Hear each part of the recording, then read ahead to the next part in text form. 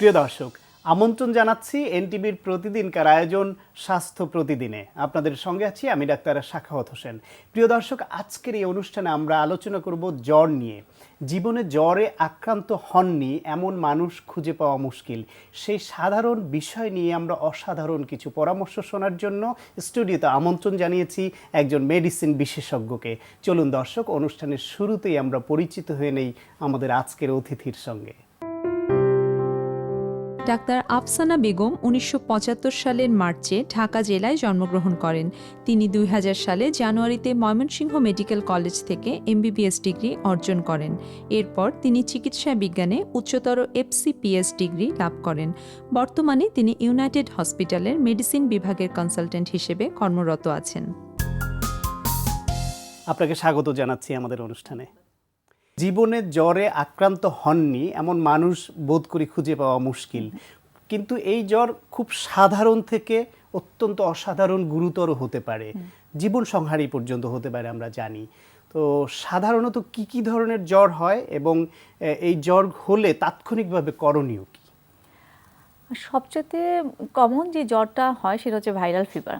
এই ভাইরাল ফিভারের সাথে সবাই মোটামুটি কম বেশি পরিচিত আমরা, এবং ভাইরাল ফিভারে আসলে খুব বেশি কিছু করার নেই।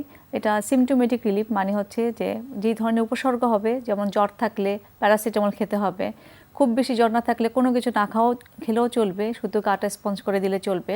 মাথা ব্যথা থাকলে প্যারাসিটামল খেতে হবে, এবং অবশ্যই প্রচুর পরিমাণে পানি জাতীয় খাবার, যে কোনো ধরনের ফ্লুইড প্রচুর পরিমাণে খেতে হবে, এবং একই সাথে একটু রেস্ট থাকতে হবে। রেস্ট নিলে খুব দ্রুতই জ্বরটা কমে যায়। এছাড়া আরও অনেক ধরনের জ্বর আছে, যেমন ব্যাকটেরিয়াল জন্য হয়, যেমন ব্যাকটেরিয়ার জন্য হয় টাইফয়েড ফিভার, তাছাড়া নিউমোনিয়া হতে পারে, এছাড়াও ম্যালেরিয়া হতে পারে, আরও অনেক ধরনের জ্বর আছে। এগুলি আমাদের দেশে সবচেয়ে কমন। ভাইরাস জনিত ডেঙ্গি ফিভার হতে পারে। তো এই যে আপনি বলছিলেন খুব মানে কিছু সাধারণ পরামর্শ, যে জ্বর হলে শরীরটা স্পঞ্জ করে দেয়া, বেশি করে পানি খাওয়া, রেস্ট নেওয়া এবং টেম্পারেচার কমা, এরকম সাধারণ ওষুধ, প্যারাসিটামল জাতীয় ওষুধ খাওয়া। যদি এতে কন্ট্রোল না হয় কিংবা খুব উচ্চ তাপমাত্রা হয়, সেই ক্ষেত্রে করণীয় কি? কিংবা একটু অন্যভাবে যদি জানতে চাই, জ্বর হলে একজন মানুষ কখন অবশ্যই চিকিৎসকের কাছে বা হসপিটালে যাওয়া উচিত? সাধারণত ভাইরাল জ্বরটা 4 থেকে 5 দিন থাকে। হ্যাঁ, ভাইরাল জ্বরে সাধারণত কিছু ফিচার থাকে, যেমন নাক দিয়ে পানি পড়া, চোখ জ্বালা পোড়া করা, মাথা ব্যথা, এবং জ্বরটা বেশিরভাগ ক্ষেত্রে হাইগ্রেড থাকে। তবে কিছু কিছু ক্ষেত্রে অবশ্যই চিকিৎসকের পরামর্শ নিতে হবে, যেমন যদি জ্বরের সাথে খুব সিভিয়ার হেডেক কোনোভাবেই কমছে না, হ্যাঁ, অথবা জ্বরের সাথে অনেক কাশি, কফ, অনেক সময় দেখা যায় যে কফের সাথে একটু ব্লাড যাচ্ছে, এগুলো ক্ষেত্রে কিন্তু প্রথমেই চিকিৎসকের কাছে যেতে বমি হবে। হয়, আনকন্ট্রোল বমি হচ্ছে জ্বরের সেটাও সেই সঙ্গে, ক্ষেত্রেও যেতে হবে। আর তা না হলে যদি সিম্পল শুধু জ্বর থাকে, গা ব্যথা থাকে, সেক্ষেত্রে 3 দিনের মতো আপনি অপেক্ষা করতে পারেন বাসাতে, যে হয়তো এটা আপনি কমে যাবে। ভাইরাল জ্বর হলে সাধারণত 3-4 দিনের মাথায় আস্তে আস্তেই কমে যেতে থাকে। প্রথম দিন যতটুকু জ্বর থাকে আরও 2-3 দিন পর আস্তে আস্তে কমতে থাকে। এটাই ভাইরাল জ্বরের সাধারণ ফিচার। হ্যাঁ, সেগুলোর ক্ষেত্রে চিকিৎসকের কাছে না গেলেও চলে, কিন্তু ওই কিছু ওয়ার্নিং সাইন যেগুলো, সেগুলো থাকলে অবশ্যই চিকিৎসকের কাছে যেতে হবে। আবার কারো দেখা যায় ডায়রিয়া হচ্ছে, প্রস্রাবে ইনফেকশন হচ্ছে, পেটে ব্যথা হচ্ছে, সেক্ষেত্রে তো অবশ্যই যেতে হবে। জ্বর হলে অনেকের মধ্যে যে আতঙ্কটা কাজ করে, যেটা আপনি বলছিলেন খুব সাধারণ ভাইরাল ফিভার বা ফ্লু হলেও জ্বর হয়, কিন্তু আবার ডেঙ্গি ফিভার নিয়ে অনেকে আতঙ্ক থাকেন, টাইফয়েড নিয়ে আতঙ্ক থাকেন, ম্যালেরিয়া নিয়ে আতঙ্কে থাকেন। সেজন্য বোঝার উপায় কি যে তার জ্বরটা খুব সাধারণ ধরনের কোনো জ্বর নাকি ওইরকম জটিল কোনো জ্বর? আসলে প্রাথমিক অবস্থায় কোনো জ্বরই আসলে বলা মুশকিল যে এটা কোন ধরনের জ্বর। হ্যাঁ, আমাদের দেশে যেমন আমরা বলি যে এপিডেমিক বা এন্ডেমিক, মানে কোনো এলাকায় যে জ্বরটা খুব বেশি হয় সেটার উপর কিন্তু অনেক কিছু ডিপেন্ড করে। যেমন ঢাকা জেলাতে কিন্তু যে পরিমাণ ডেঙ্গু জ্বর হয়, সেটা কিন্তু ঢাকার বাইরে কিন্তু ডেঙ্গু জ্বর সেভাবে হয় না। সুতরাং একজন রোগী যদি ঢাকাতে থাকে এবং এটা যদি এপ্রিল থেকে নভেম্বরের মধ্যে হয়ে থাকে, হাই ফিভার এবং বৃষ্টির সিজনে হয়, তখন অবশ্যই চিন্তা করতে হবে। প্রচন্ড শরীর ব্যথা, হ্যাঁ, শরীর বিশেষ ব্যথা, করে হাড়ে। হ্যাঁ, সেক্ষেত্রে কিন্তু ডেঙ্গু আমাদের 1 নম্বর প্রথমেই আমাদের চিন্তা করতে হবে যে ডেঙ্গু কিনা। ডেঙ্গুতে দেখা যায় বেশিরভাগ ক্ষেত্রে পেশেন্টের গা ব্যথা নিয়ে প্রেজেন্ট করে, কখনো গলা ব্যথা বা ডায়রিয়া নিয়েও প্রেজেন্ট করতে পারে। তবে ডেঙ্গুর ক্ষেত্রে যেটা বললাম যে বেশিরভাগ ক্ষেত্রে এটা নর্মাল ভাইরাল ফিভার, 90% মানুষের ক্ষেত্রে কিন্তু ডেঙ্গিতে কোনো চিকিৎসাই লাগে না, শুধু প্যারাসিটামল খাওয়া এবং মনিটর করা। হ্যাঁ, কিন্তু কিছু কিছু ক্ষেত্রে আমাদের অবশ্যই এটা চিকিৎসকের পরামর্শ নিয়ে কাজ করতে হয়। যেমন যদি দেখা যায় যে আমরা ডেঙ্গি ফিভার সাসপেক্ট করলেই ইনভেস্টিগেশন করতে দিই, হ্যাঁ, সেক্ষেত্রে হচ্ছে যদি ব্লাডে প্ল্যাটলেট কাউন্ট কমতে থাকে সেক্ষেত্রে এটা মনিটর করা দরকার লাগবে, অথবা লিভার এনজাইম বাড়তে থাকলে সেটাও মনিটর করা দরকার লাগে।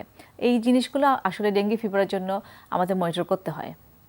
ওভারঅল বিভিন্ন রকমের জ্বরের জন্য বিভিন্ন রকমের কারণ থাকে, তো কমন কারণগুলি কি, মানে একজন মানুষ কোন জ্বরে কি দিয়ে আক্রান্ত হয়? না, বেশি ভাইরাল জ্বর তো অবশ্যই ভাইরাল কারণে হয়ে থাকে। আমাদের দেশে যেটা হয়, কমন যেটা হয় যে দেখা যায় যে ইয়াতে ডেঙ্গি ফিভার হয়, এছাড়াও চিকনগুনিয়া ফিভারও কিন্তু আমাদের দেশে বেশ কয়েকটা পেশেন্ট আমরা পেয়েছি। চিকনগুনিয়াও কিন্তু ভাইরাল ফিভার, এটাও কিন্তু ডেঙ্গুর মধ্যে ফিচার থাকে, তবে এটাতে জয়েন্ট পেন বেশি থাকে, এটা একটা সমস্যা। এছাড়া যেমন টাইফয়েডের ক্ষেত্রে, টাইফয়েড হচ্ছে ব্যাকটেরিয়া এবং এটা হয় খাবার এবং পানির মাধ্যমে, এবং সেক্ষেত্রে কিন্তু কোনো অস্বাস্থ্যকর জায়গায় খাবার খাওয়ার ক্ষেত্রে সাবধান হতে হবে। হ্যাঁ, বিশেষ করে আমরা দেখি যে স্কুল কলেজের সামনে, বিশেষ করে স্কুলের সামনে যে চটপটি ফুচকার দোকান থাকে এবং সেখান থেকে খাওয়ার পরেই দেখা যায় যে এই টাইফয়েড নিয়ে অনেকেই আসে, এবং অনেক সময় দেখা যায় হেপাটাইটিস বা জন্ডিস নিয়েও অনেকে প্রেজেন্ট করে। এটা খুবই কমন কারণ যে চটপটি বা ফুচকার সাথে যে পানিটা দেওয়া হয়, হ্যাঁ, ওটা থেকে বেশিরভাগ ক্ষেত্রে এই সমস্ত টাইফয়েড অসুখ ছড়ায়, টাইফয়েড এবং জন্ডিস এগুলো ছড়ায়। এটা ছাড়াও কমিউনিটি বাতাসে এনভায়রনমেন্ট যেমন হচ্ছে, এখন যেমন ঠান্ডার সময়, এই সময়টাতে নিউমোনিয়া বেশি হচ্ছে। আবার দেখা যাচ্ছে যে ঠান্ডা সিজনের পুরোটা সময় ধরে অ্যাজমা, সিওপিডি এই সমস্ত অসুখ অনেক বেশি থাকে। হ্যাঁ, সুতরাং প্রতিটা অসুখের পিছনে কিছু কারণ থাকে। যেমন অসুখ নিজে, যেমন অ্যাজমা নিজে একটা অসুখ, তার সাথে যদি কোনো ইনফেকশন থাকে, ব্যাকটেরিয়াল ইনফেকশন বা ভাইরাল ইনফেকশন, সেক্ষেত্রে এটা আরও বেড়ে যায়। আর ম্যালেরিয়া জ্বর যেটা, সেটা তো আমরা সবাই জানি, ম্যালেরিয়া বেশিরভাগ ক্ষেত্রে ঢাকাতে ম্যালেরিয়া অত বেশি হয় না, তবু দেখা যায় যে আমরা ঢাকাতেও কিন্তু অনেক পেশেন্ট ম্যালেরিয়া পেয়ে থাকি। কারণ হচ্ছে যে ট্রাভেলিং, হ্যাঁ, চিটাগাং থেকে আসে বা ঢাকার মানুষ চিটাগাং যায়, তখন এসে যখন আসে ট্রাভেলিংয়ের কারণে দেখা যায় যে ম্যালেরিয়ার জীবাণু নিয়ে অনেকে আসে। পার্বত্য অঞ্চল থেকে বিশেষ করে এটা পার্বত্য অঞ্চলে আছে, আর আমাদের দেশে ময়মনসিংহ, তারপর গফরগাঁও, ওই এলাকাতেও কিন্তু ম্যালেরিয়ার প্রকোপ অনেক বেশি। হ্যাঁ, এটাতেও কিন্তু অনেক হাই ফিভার থাকে। মানে কমন জ্বরের মধ্যে আমি বলবো এটা ছাড়াও কিন্তু আরও কিছু ক্রনিক ডিজিজেও কিন্তু হাই ফিভার থাকে, যেমন টিবি কিন্তু একটা ক্রনিক ডিজিজ, কিন্তু এই টিবিতেও কিন্তু অনেক সময় হাই ফিভার নিয়ে প্রেজেন্ট করে। বেশিরভাগ ক্ষেত্রে অল্প জ্বর নিয়ে প্রেজেন্ট করে, কিন্তু অনেক জ্বরও থাকতে পারে। ইউটিআই হলেও জ্বর হতে পারে। হ্যাঁ, প্রস্রাব ইনফেকশন তো কমন একটা সমস্যা, বিশেষ করে মহিলাদের ক্ষেত্রে। একজন মানুষের যদি এরকম জ্বর হয়, আপনি বলছিলেন অনেক ধরনের জ্বর হতে পারে, সেক্ষেত্রে আপনারা কি করে নির্ণয় করেন যে তার কি ধরনের জ্বর হয়েছে এবং কি চিকিৎসা লাগবে? আচ্ছা, জ্বরের ক্ষেত্রে অবশ্যই হিস্ট্রিটা খুবই ইম্পর্টেন্ট। হ্যাঁ, বেশিরভাগ পেশেন্টই এসে হিস্ট্রি দেয় যে আমার এত দিনের জ্বর, এবং আমরা অবশ্যই ট্রাভেল হিস্ট্রি নেই। যদি ট্রাভেল হিস্ট্রি না থেকে ঢাকাতেই থাকে, তাহলে সেক্ষেত্রে আমরা চিন্তা করি যে পেশেন্টে আর কি কি সিমটম আছে, মাথা ব্যথা আছে কিনা, সারা গায়ে ব্যথা আছে কিনা, বা কাশি কফ আছে কিনা, প্রস্রাব এবং স্টুলে কোনো সমস্যা আছে কিনা, এগুলো প্রতিটা সিমটমের সাথে কিন্তু আলাদা আলাদাভাবে জ্বরের কারণটা বের করা যায়। যেমন কাশি থাকলে এবং সাথে যদি বুকে ব্যথা থাকে, আমরা চিন্তা করি নিউমোনিয়া হতে পারে। প্রস্রাবে যদি জ্বালা পোড়া থাকে, আমরা চিন্তা করি যে এটা প্রস্রাবে ইনফেকশন হতে পারে, ইউটিআই। আবার দেখা যায় ডায়রিয়া আছে এবং সাথে আবার দেখা যাচ্ছে যে জ্বরও থাকতেছে হাই গ্রেড, সেক্ষেত্রে আমরা টাইফয়েডও চিন্তা করি, কারণ টাইফয়েডে অনেক সময় ডায়রিয়া নিয়েই প্রেজেন্ট করে। হিস্ট্রির সঙ্গে ইনভেস্টিগেশন কিছু দরকার হয়? ইনভেস্টিগেশন অবশ্যই লাগবে, কারণ হচ্ছে যে আসলে এখন বর্তমান দিনে আসলে ইনভেস্টিগেশনটা যে কোনো চিকিৎসার একটা পার্ট হয়ে গেছে। ইনভেস্টিগেশন প্রথম দিকে যদি আমরা দেখি যেটা ভাইরাল কারণ, বেশিরভাগ ক্ষেত্রে ইনভেস্টিগেশন দেওয়া হয় না। তবে যদি লাংসের সমস্যা থাকে, সেক্ষেত্রে আমরা অবশ্যই চেস্ট এক্সরে করতে দিই। আর যদি টাইফয়েড সাসপেক্ট করি, সেক্ষেত্রে আমরা ব্লাড কালচার, ব্লাডের কাউন্টের সাথে আমরা ব্লাড কালচার এবং লিভার এনজাইমটা করতে দিই। যে অনেক সময় দেখা যায় লিভার এনজাইম অনেক বেড়ে যায়, এবং ব্লাড কালচারটা সাধারণত 3 থেকে 4 দিন পর্যন্ত পরে আসে রিপোর্ট।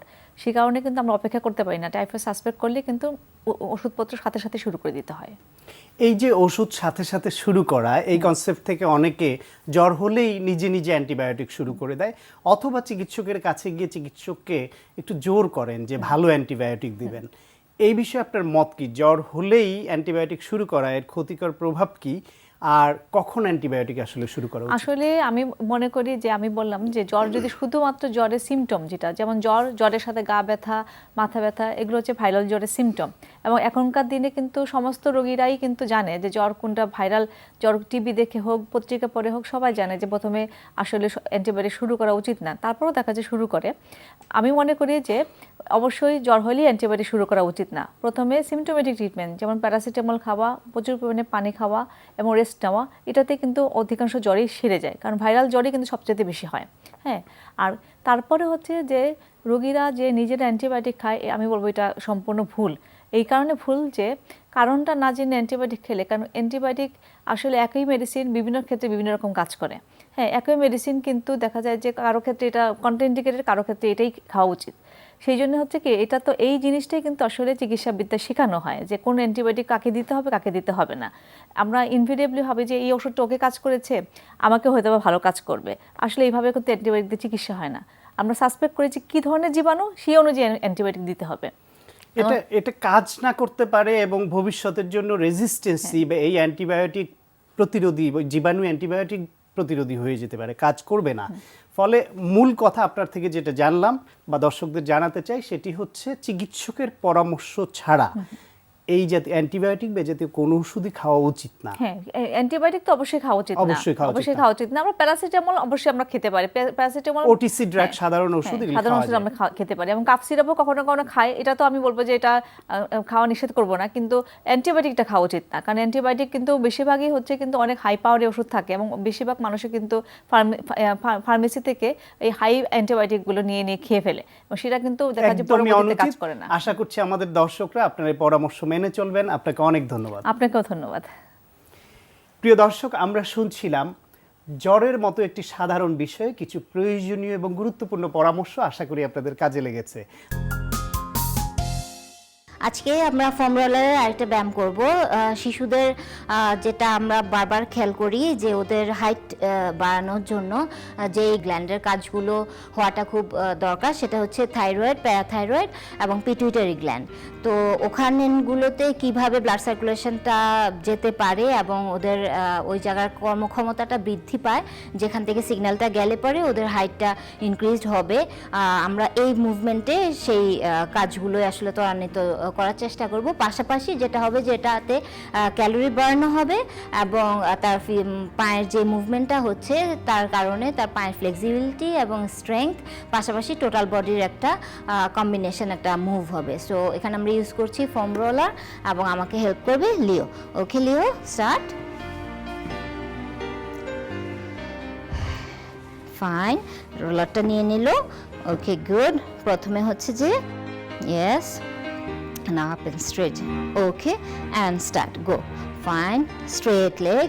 Good. যখন yes, blood circulationটা নিচের দিকে আসছে, মাথার দিকে আসছে এবং গ্ল্যান্ডের কাজগুলো হচ্ছে, এবং পায়ের মুভমেন্টের কারণে যেটা হচ্ছে যে পায়ের কাজটাও খুব ভালোভাবে হচ্ছে। ওকে চেঞ্জ। এখন তুমি যেটা করো, বাতাসে সাইকেল চালাও। হ্যাঁ, সাইকেল চালানোর যে কাজগুলো হয়, ইয়েস, স্লো স্লো।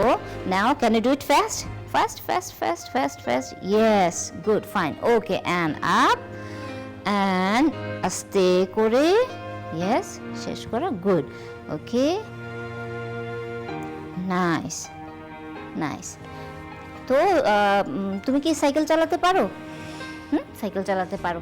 সাইকেলে যে কাজগুলো হয়, যে পায়ের খুব মুভমেন্ট হয় এবং তখনও দেখবেন যে হ্যাঁ বাচ্চাদের এটা লম্বা হতে হেল্প করে। এখানে আমরা যেটা করলাম যে বাতাসেই সাইকেল চালালাম, এবং পাশাপাশি যেটা হলো পা উপরে থাকার কারণে, মাথাটা নিচে থাকার কারণে ব্লাড সার্কুলেশনটা আমাদের গ্ল্যান্ডগুলোতে লম্বা হওয়ার জন্য যে গ্ল্যান্ডগুলো জরুরি যেটা বললাম, সেগুলোতে খুব প্রপারলি ব্লাড সার্কুলেশনটা গেল এবং তার স্টেইং টাইমটা হলো যে 1-2 সেকেন্ড থাকলো তা না, কিছু মুভ করার জন্য সাফিসিয়েন্ট টাইম পাওয়া গেল, যে প্রপারলি ব্লাডটা আসলো, এবং তখন দেখা যাবে যে তার ক্যালোরি বার্নের পাশাপাশি তার লম্বা হতেও এটা হেল্প করবে, এবং পাশাপাশি তার শরীরের মোবিলিটি, ফ্লেক্সিবিলিটি এগুলোও বাড়বে। তো এই ফোম রোলারটা যখন ইউজ করলে তখন কি তোমার মনে হলো যে এটা তোমাকে সাপোর্ট করেছে যদি শুধু বাতাসে করতে? তার চেয়ে তেমন কিছু বুঝতে পারা গেল না। সো এটাই আমাদের খেয়াল করতে হবে যে বাচ্চারা কিন্তু সবকিছু বোঝে না, ওদের উপর বোঝার ব্যাপারটা ওদের উপর পুরোটা না ছেড়ে দিয়ে আমাদের অভিভাবকদের, গার্জিয়ানদের কিন্তু খেয়াল করতে হবে যে প্রপার গাইডেন্স এক্সপার্ট একজনের কাছ থেকে বুদ্ধি পরামর্শ নিয়ে তবে বাচ্চাদেরকে আমরা অ্যাক্টিভ করব। ওদের বুঝ মতো সব কিছু হতে গেলে আপনাকে নিজেকেও আগে জানতে হবে যে আসলে সঠিক পদ্ধতি বা সঠিক উপায়টা কী। প্রিয় দর্শক, যারা লিভারের রোগে আক্রান্ত তাদের খাবার দাবারে কী ধরনের পরিবর্তন আনা উচিত, চলুন সে বিষয়ে শুনি একজন পুষ্টিবিদের পরামর্শ। লিভার মানবদেহের সর্ববৃহৎ গ্রন্থি। দেহ প্রক্রিয়ায় যতগুলি কাজ হয় তার সব কিছুর সাথেই লিভার জড়িত। তাই সুস্থ থাকার জন্য আমাদের লিভারের যত্নের প্রয়োজন। গুড নিউট্রিশন আমাদের লিভারকে সঠিকভাবে কাজ করতে সহায়তা করে। লিভারের কোনো রোগ থাকলে বা কোনো সমস্যা থাকলে আমাদের দেহে শক্তি যোগানোর জন্য সঠিক পরিমাণে পুষ্টিকর খাদ্য গ্রহণ এবং ওজন নিয়ন্ত্রণ করা জরুরি। লিভারের বিভিন্ন ধরনের রোগের মধ্যে hepatitis, liver cirrhosis, fatty liver ইত্যাদি উল্লেখযোগ্য। লিভারের রোগগুলির মধ্যে যে সকল কারণ দায়ী করা হয় তার মধ্যে উল্লেখযোগ্য হচ্ছে দেরিতে ঘুমাতে যাওয়া, ঘুম থেকে দেরিতে ওঠা, সকালবেলা ইউরিন পাস না করা, ব্রেকফাস্ট না করা, অতিরিক্ত ভাজা পোড়া চর্বি জাতীয় খাবার গ্রহণ, অ্যালকোহল জাতীয় খাবার গ্রহণ ইত্যাদি উল্লেখযোগ্য। তাই খাদ্য নির্বাচনের ক্ষেত্রে আমাদেরকে বিশেষভাবে সতর্কতা অবলম্বন করতে হবে যাতে এমন কোনো খাবার আমরা নির্বাচন না করি যা লিভারের উপরে অতিরিক্ত চাপ পড়ে। তাই খাদ্য নির্বাচনের সময় সহজপাচ্য অর্থাৎ সহজে হজম হয় এই ধরনের খাবার আমাদের নির্বাচন করা উচিত। তার মধ্যে সবজির ক্ষেত্রে যেমন আমরা পেঁপে, লাউ, ঝিঙ্গা এ ধরনের খাবার নির্বাচন করতে পারি। অনেকেরই ধারণা লিভার ডিজিজের ক্ষেত্রে প্রোটিন রেস্ট্রিকশনের প্রয়োজন, কিন্তু আসলে সব ক্ষেত্রে এই ধারণাটি ঠিক নয়। প্রোটিন দেহের গঠন, ক্ষয়পূরণ এবং বৃদ্ধি সাধন করে, কিন্তু লিভার ডিজিজের ক্ষেত্রে লিভার তার কার্যক্ষমতা হারিয়ে ফেলার কারণে লিভারে ওয়েস্ট প্রোডাক্ট তৈরি হয় এবং তা ব্রেইনে এফেক্ট করে, ফলে হেপাটিক এনসেফালোপ্যাথি দেখা দেয়। লিভার ডিজিজে স্টেবল রাখার জন্য, লিভারকে স্টেবল রাখার জন্য কিছু নিয়ম আমাদের মেনে চলা উচিত। যেমন দৈনন্দিন খাদ্য চাহিদার 60 থেকে 70% আমরা কার্বোহাইড্রেট জাতীয় খাবার থেকে নিতে পারি। এর মধ্যে হোল গ্রেইন জাতীয় খাবার যেমন রাইস, পাস্তা ইত্যাদি নিতে পারি। 20 থেকে 30% আমরা প্রোটিন জাতীয় খাবার থেকে নিতে পারি। এর মধ্যে vegetable protein, animal Lin protein হতে পারে। 10 থেকে 20% আমরা ফ্যাট জাতীয় খাবার যেমন পলি আনস্যাচুরেটেড ফ্যাট হিসেবে আমরা বাদাম, মাছের তেল ইত্যাদি নিতে পারি। সারাদিন 8 থেকে 12 গ্লাস পানি আমাদের নেওয়া উচিত। তাছাড়া সারাদিনের খাবারে সোডিয়ামের চাহিদা কখনোই 1 থেকে 1.5 গ্রামের বেশি হবে না। ক্যালসিয়াম এবং ভিটামিন ডি সাপ্লিমেন্ট আমাদের নেওয়া উচিত, কারণ এ সময় অনেক ক্ষেত্রে নার্ভাস সিস্টেমে অসুবিধা দেখা দেয়। তাছাড়া লো ব্লাড কাউন্ট হতে পারে। ভিটামিন সি জাতীয় খাবার হিসেবে আমরা আমলকি নিতে পারি, কারণ এই ভিটামিন সি আমাদের ভেজিটেবলের আয়রন অ্যাবজর্পশনে সহায়তা করে। অ্যান্টিঅক্সিডেন্ট জাতীয় খাবার আমরা নিতে হবে। তাছাড়া অ্যালকোহল জাতীয় খাবার অবশ্যই বর্জন করতে হবে। এক্সেসিভ ক্যাফেইন ইনটেক অর্থাৎ চা, কফি সারাদিনে কখনোই 2 বারের বেশি হবে না। তাছাড়া অতিরিক্ত পরিমাণে ভিটামিন এ, আয়রন এবং ভিটামিন B3 গ্রহণ করা যাবে না। তাই আমাদের দৈনন্দিন খাদ্য তালিকায় অবশ্যই লিভারের উপরে যাতে অতিরিক্ত চাপ না পড়ে সেদিকে খেয়াল রেখে আমাদের খাবার নির্বাচন করতে হবে এবং শরীরকে সুস্থ রাখার জন্য সঠিক খাদ্য নির্বাচনের মাধ্যমে উচিত লিভারকে সুস্থ রাখা। প্রিয় দর্শক, এখন আপনাদের জন্য রয়েছে স্বাস্থ্য প্রতিদিন আজকের হেলথ টিপস। তীব্র গরম জাতীয় জিনিস খাওয়ার সাথে সাথে ফ্রিজের ঠান্ডা পানি খাবেন না, এতে আপনার দাঁতের ক্ষতি হতে পারে। স্বাস্থ্য প্রতিদিন আপনাদের মতামতের ভিত্তিতেই আমরা সাজাতে চাই, তাই কোনো মতামত বা পরামর্শ থাকলে লিখুন এই ঠিকানায়। প্রযোজক স্বাস্থ্য প্রতিদিন, এনটিভি, বিএসসি ভবন, 7 তলা, 102 কাজী নজরুল ইসলাম এভিনিউ, কারণ বাজার, ঢাকা 1215। ফ্যাক্স 914338 থেকে 7 পর্যন্ত, অথবা ইমেইল করুন স্বাস্থ্যপ্রতিদিন@ntvpt.com এই ঠিকানায়। প্রিয় দর্শক, আপনার প্রিয় স্বাস্থ্য প্রতিদিনের আগামী পর্বে যা রয়েছে, স্তনের চাকাটা একদম শক্ত চাকা, যেটা নড়াচড়া করে, মুভ করে, সেগুলো সাধারণত ফাইব্রোঅ্যাডিনোমা, সেগুলো ক্যান্সারাস না, খুব ভয়ের কিছু না। আবার কিছু আছে চাকা চাকা ভাব, যেমন ফাইব্রোসিস্টিক ডিজিজে হয়, একটা ইরেগুলার একটা চাকা থাকে, যেটা আসলে কিছু শক্ত জায়গা, ওটা পিওর লাম্প না, যেটা শক্ত চাকা ওরকম না। আচ্ছা। তো ওটারও শুধু যেটা হয় সিমটম যে সে ব্যথা থাকে স্তনে। এটা ঋতুবতী মহিলাদেরই বেশি হয়ে থাকে ব্যথাটা, ঋতুর কাছাকাছি সময়ে 15 দিন আগে থেকে চাকাটা ব্যথা করা শুরু করে। আচ্ছা। সুতরাং সেসবও ক্যান্সারাস না, না। কিন্তু ব্যথা মুক্ত চাকা এবং শক্ত চাকা যেটা মুভ করছে না, সেসব নিয়ে আমরা একটু চিন্তিত হয়ে পড়ি। আচ্ছা। তো সেসব ক্ষেত্রে প্রথমেই প্রাথমিক এক্সামিনেশনেই আসলে বলে দেওয়া যাবে না যে এটা ক্যান্সার, এটা ক্যান্সার না। কিছু পরীক্ষা নিরীক্ষার পরেই আমরা সেটা বলতে পারি।